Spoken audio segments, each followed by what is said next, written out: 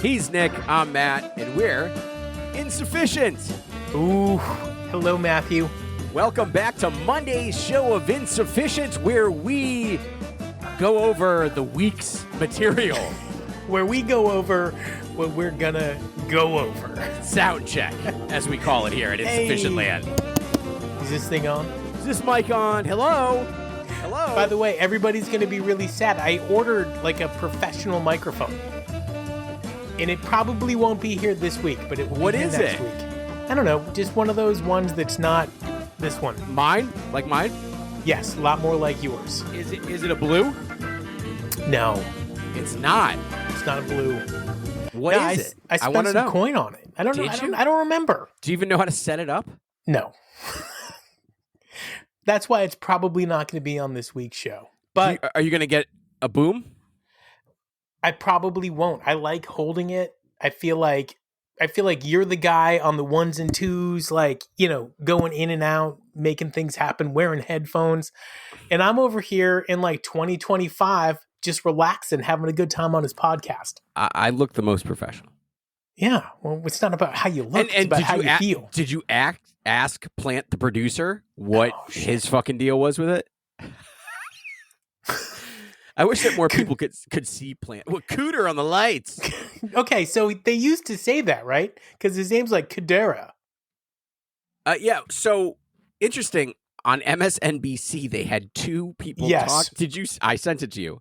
No. I didn't, but you No, saw it. but I did see it, One guy yeah. was like some analyst, and the other guy was the host. And they were started talking about the dead, and then they were talking about the Phish lights. There are so many Phish and Dead fans like wedged in everywhere. I mean, Tucker Carlson's like a huge Dead fan. Huge. Tucker Carlson's a weird guy. He wears a bow tie. Ari Fletcher. Yeah. Ari.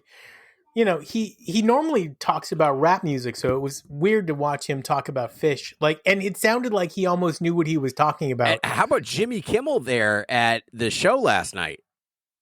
Okay, well, let's do the sound check. Sound check. And then by last night, you mean like Friday night. Friday night. Night. You need to have sound check music. Sound check music. I have Aliza music, but she's probably never going to come back on the show. What is but if she ever does, what is it? It's for Elise. I like Ladies this. and gentlemen, Phish Radio superstar Aliza Alishan. All right, I like that. That's pretty cool. Yeah. I don't know how she'll like it, but She's going to hate it, yeah, which is why I picked it up. Sucks. Click. All of a sudden, Click. Be like, interview "Aliza? over. Are you there? Are you there? I need Tom Marshall music. I need Kevin Shapiro music. We got to make it a thing. We do. Most of these people will come on, but if they do, they need music. All right, sound check for the week.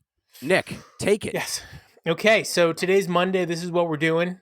Tomorrow is International Jams, and we're going to come to you all the way from the Hollywood Bowl, night one.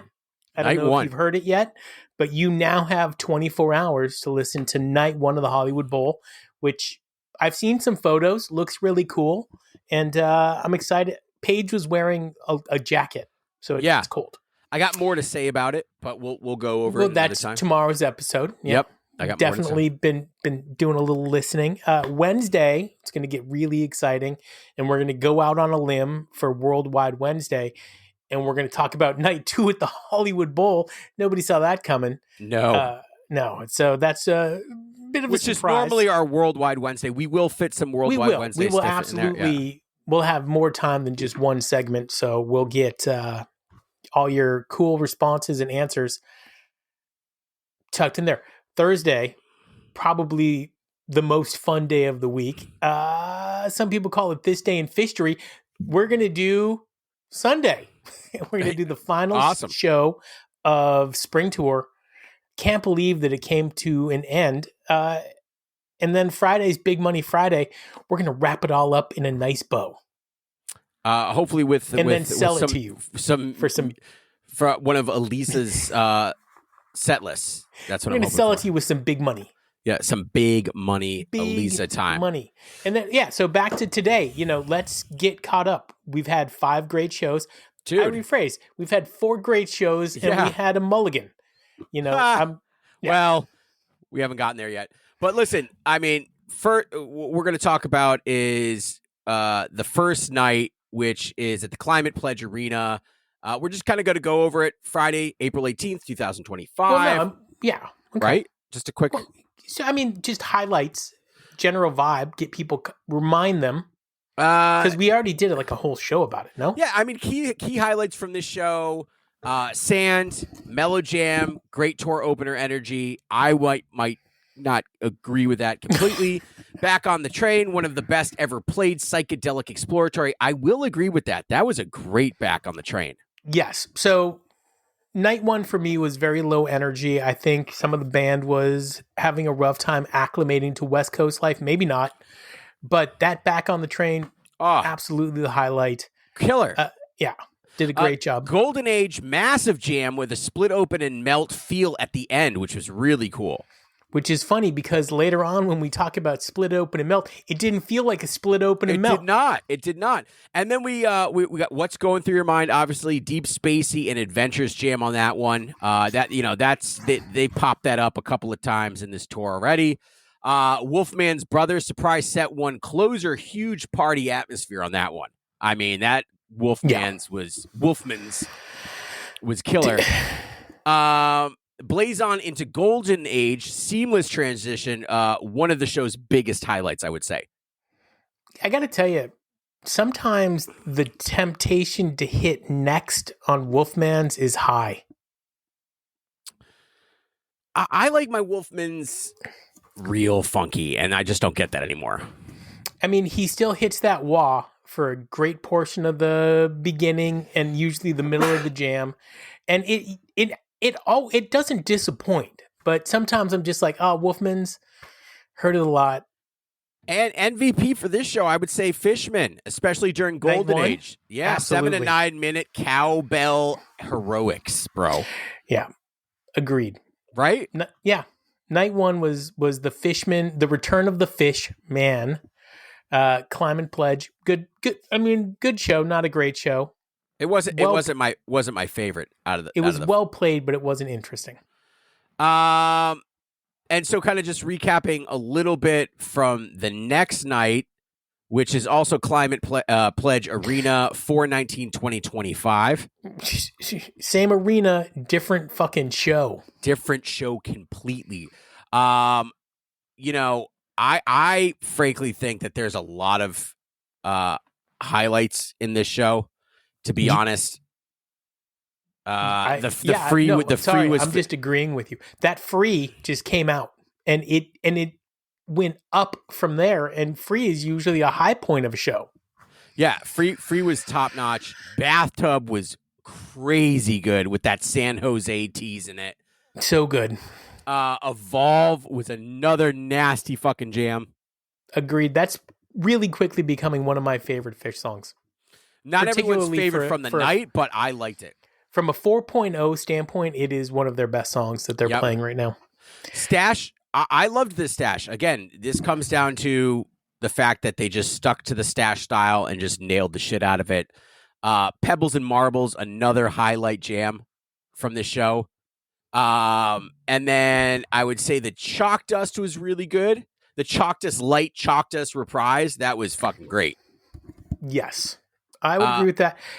Those were the highlights, at least for that show. Agreed. And Sleeping Monkey.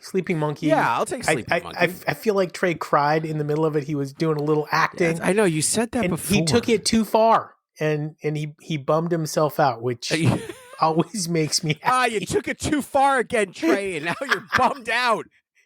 You're bummed out. Now, this is really interesting because rare and probably would never happen again on this tour. In Portland, they opened with 46 Days and then played the MoMA Dance. Yeah, again, Portland 4/20/2025, Moda Center, 46 Days, MoMA Dance into cities. I loved it. Nice little trio, for sure. Absolutely. Yeah. This was a great show. I don't know. This particular show, set one was definitely the highlight of this. Agreed. However, no, you know what? I don't necessarily agree with that. I think this whole show was pretty dope. The Run Like an Antelope was damn near sexual, and I don't mean that in a weird way. Creamy jeans, as we say it here on Insufficient Land. Holy shit. Like, they fucking nailed it. Sigma Oasis was the absolute right song, the right way to play it. Yep. And then there was a flubbed bouncing around the room, which it's all right. It wasn't rare. Too flubbed. Second head from the night. I think it had it twists into Sense and Subtle Sounds, into Everything's Right, into Boogie On, dude, into 2001. Get the fuck out of here with a masterful Harry Hood. That whole second set was ridiculous. From twist on, crazy. And then Wilson into Slave, and a Slave strange build. Trey came out hot from the very beginning. And so one of the things that Matt and I have been talking about is, in these last two shows particularly, they're playing songs that they've played a lot, but they're playing them differently. And when you get to night one in the Billy Graham, there's a lot of these songs that they're now night two in the Billy Graham, there's a lot of songs that they're playing very differently, and I'm loving it. I'm loving the mixture. So, I think, speaking of Billy Graham, night one, 4/22/2025, you come out with fucking Slapping with Buried Alive and Axella into a Mike's Groove. Again, everything was really good up until that Wickapog. That Wickapog was garbage. But that's all right. And if you're following along with us at home, we feel like I'm Hydrogen should be played one out of every 3 Mike's Groove, and the other 2 should have something fun like Bug. Or just another Mike song in there. Oh my God. What's the one about Cowboy? No, Highway Jill. And you know the one I'm talking about. I mean, it's like the slappingest Mike song that he ever wrote. I can't even remember, but just going back to the Rogue from this set, awesome, went far out there. The Maze was great. The Split Open and Melt. What are you doing? I'm singing the song in my head until I remember the fucking name. What they should have done was, what's the use in there? Yeah, Sideways Jill. No, that's not the name of the song. Anyways, Down with Disease, and then Fluffhead Encore. Don't pass up that Down with Disease. Fucking amazing. Yeah, it was really good. Highlights. Haley's Comment, must hear jam, 19 plus minutes. Ruby Waves and Fluffhead. I don't know if that would be a highlight for me. But listen, good show. I mean, those shows back to back were ridiculous. Agreed. Just one side note. No. If you go to the phish.net, they talk about Manteca teases on night one. Yeah. There was 0 Manteca teases in night one. Guys, get it together. Get it together. There was at some point on this tour, there is something that you might call a tease, and we'll talk about that tomorrow. But no, there was no Manteca. If there was anything, it was purely coincidental. Don't believe the hype. Don't believe the hype, bro. Phish, 4/23/2025, another second night at Bill Graham Civic Center, coming out with fucking Simple. This is the best show of the tour so far. By far. Also probably best show of the year, because you've only got this in Mexico. So Simple comes out swinging. They're jamming in weird places already. And then the transition between Simple and Punch You in the Eye is so good, I fucking swore. I was like, fuck, because it was just smooth. And the highlight for me, these next 2 songs, Gumbo taking it type 2, which I thought was unbelievable. Never heard it. Never fucking heard it. I've never heard a rare. I've never heard a type 2 Gumbo. You've never heard that Gumbo then. Reba, one for the books. Yes. This is up there with any Reba you've ever heard. I'll stack it. I'll take it. Unbelievable. The rest just of this round of applause. Tear in your eye, good. Yeah, the rest of this set was unbelievable. Obviously, The Well, David Bowie, and Character Zero. All fine. Just quick note. Punch You in the Eye and David Bowie, the ending of the songs usually go on where there's 4 or 5 kind of reprises of that song. Each of them only had 2, and each of them was perfectly done. It was perfect. It was great. Perfect. Set 2 was set 2 not as good as set 1, I would say. The tweets are actually, listen, I am going to go back. I said earlier comments when we reviewed it that it wasn't very good. It was actually quite good. So yeah, it was a good tweezer. I'm glad you see that. So that was great. And then You Enjoy Myself, I really liked it. Again, not a fan of the set sections, but the jam was fucking spot on. Hardcore, bricking it the whole time. Again, Gumbo contained tweezer and Manteca teases, apparently. There was none of tweezer. Are you kidding me? Tweezer contained Manteca teases. I mean, it's ridiculous. We need somebody from the band to come on and say, hey, when you see that they wrote Manteca tease, do you think that Trey teased Manteca, or did he just play it like a note that sounded similar? Like a little bitch. Your encore is Waiting in the Velvet Sea, one of Nick's favorite songs. I'm Nick. This skipped is Insufficient. And then First Tube. First Tube. Great encore. Trey earned it. Sometimes he plays First Tube, didn't earn it, earned it tonight for sure. And then, we'll talk about the Hollywood Bowl tomorrow. I'm excited about that Hollywood Bowl. So that was the, again, I think that if you look at this tour from 1,000-foot view, it's great. It's an all around really solid tour. Again, they surprised me with a lot of shit, and I love it when Phish surprises me. Really interesting. You came off of New Year's, which was an excellent run. You went to Mexico, which year after year is just low key. Yeah. This one was no different. Made me nervous. Trey goes on an acoustic tour, which was fun, but you don't know what's going to happen after something like that. And then they come out and he is just shredding it on his old guitar. It sounds like the sound of him is a lot closer to that 94 lumberjack Trey. Page has been pretty much non-existent through the first 6 shows. Not that he's not playing well, but he's just not the shining star. He's not leading it. Fishman is out of his mind good at the moment, which I love. It just when Trey and Fishman are going. Mike has been sick for sure, or he's got really bad allergies. And then Trey is the absolute MVP for the first time in a decade of an entire run. It's just unbelievable. It's great. However, I think he needs to lay off the sweep effect a little bit with his solos. He's got what's called a half sweep pedal. And you know it goes wee wee wee wee, and he uses it all the time.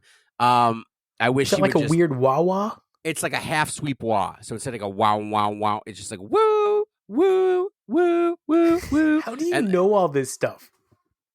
Because I'm a musician and I've also watched his rig breakdown like a million times. You're like, hey man, somebody, what would be great in the song? A half sweep wah. Yeah, but he's been using it constantly, and he used to use it a lot back when he first started using it back in I think 2012 or 15. He loved using it. However, I just think it's overused and it just kind of takes away. Sometimes I just want to hear clean distortion Trey. And I don't want to hear anything else. I want a clean overdrive Trey shredding. I don't need any effects. Just fucking go, bro. Go. Show me what you got. Show me what you're working with.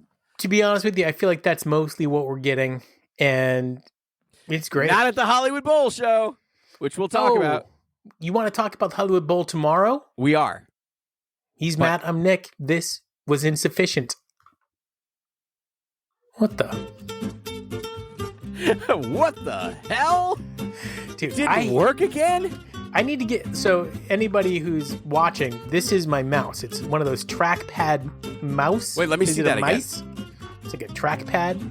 That's tough, man. And so, it's got no click button. You've got to push the whole thing down. And when something as important as playing your intro and outro music, this thing fucking chefs it half the time. You don't have the capability with your fucking fingers to do that. That is a correct statement. You're like, I'm surprised you can use a phone, you moron. I'm surprised you have a kid. Right. I'm not going to tell you how kids are made, but fingers usually aren't involved. They usually start it. By the way, not to get weird, but I will say that this tour, some of the music is borderline sexual. What do you mean? Dude, it's like, what? Like, I don't even know. You think that they're on, like, testosterone replacement therapy or something? Like, this is insane. Who in that band is on testosterone therapy? Okay, let's shorten it for TRT, which is the medical term. Testosterone replacement therapy. I'm going to say Fishman. The way he's playing like he's 20. I know, they might have shot something into his sack. But, like, I don't think he's not the type of guy to take that stuff.